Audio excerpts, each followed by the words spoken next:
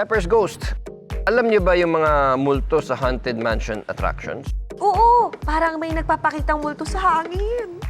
Ang tawag sa illusion na yun ay Pepper's Ghost. Takot ako. Wag, Mikmik. Dahil isa lang itong illusion technique na ginagamit sa theater, museums, movies, at concerts. Pinapamukha nitong may multo na lumilitaw sa harap ng audience. Parang special effects, pero live. Tama. May dalawang area sa setup. Yung isa, nakikita ng audience na parang normal na stage lang. Yung isa naman, nakatago. Doon nilalagay yung actor o prop na gaganap ng multo. Meron ding malaking salamin o clear glass na naghihiwalay sa dalawang area. Kapag inilawan yung nakatagong area, magre-reflect yung image sa salamin at magmumukhang lumulutang sa stage. Kaya parang may apparition sa hangin. Hindi po yan multo? Hindi. At minsan nilalagyan pa nila ng colored lights para mas creepy at mas mukhang galing sa ibang mundo.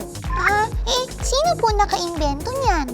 Noong 16th century pa, unang napakita ang ganitong konsepto ni Giambattista della Porta, isang Italian scientist. Pero bakit Pepper's Ghost ang tawag?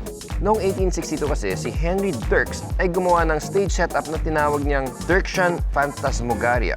Gusto niya sana itong ibenta sa mga teatro, pero sobrang mahal install at i-maintain. So saan pumasok si Pepper? Noong 1863, ipinakita ni Dirks ang setup niya sa Royal Polytechnic sa London. Doon ito nakita ng isa pang inventor na si John Henry Pepper. Siya yung Pepper? Oo, gumawa siya ng sarili niyang version ng technique at ginamit ito sa play na The Haunted Man ni Charles Dickens. Sumikat ito ng husto, kaya sa kanya, ipinangalan yung special effect. Lagi naman binibigyan ni Pepper ng credit si Dirks. Later on, pinirmahan ni Dirks ang financial rights kay Pepper. At mula noon, Pepper's Ghost na talaga ang tawag sa effect. Grabe no, yung akala mo multo, science lang pala. I believe!